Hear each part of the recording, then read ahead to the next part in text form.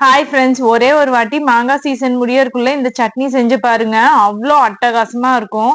கடாயில 1.5 table spoon எண்ணெய் சேர்த்துட்டு எண்ணெய் நல்லா சூடானதுக்கு அப்புறமா மாங்காவை 2 சைடும் 4 வெட்டிட்டு இது மாதிரி சேர்த்துக்கலாம். அது கூடவே 2 மீடியம் சைஸ் தக்காளியை கட் பண்ணிட்டு சேர்த்துக்கோங்க. ஒரு 15 பல் பூண்டு, ஒரே ஒரு பச்சை மிளகாய் எல்லாத்தையும் சேர்த்துட்டு மூடி போட்டுட்டு மீடியம் ஹீட்ல வச்சுட்டு ஒரு 10ல இருந்து 12 நிமிஷம் அது வேகறதுக்காக விட்டுடலாம்.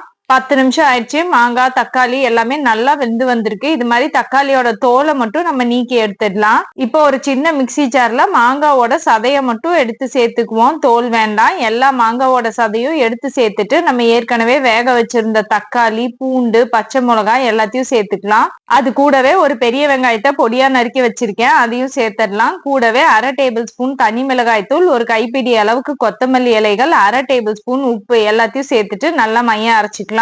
ஃபைனல் டச்சா கடுகும் கருவேப்பிலையும் தாளிச்சு கொட்டி இட்லி தோசைக்கு வச்சு சாப்பிட்டீங்கன்னா அவ்வளோ ஆப்டா இருக்கும். கண்டிப்பா ட்ரை பண்ணி பாருங்க. பாய்.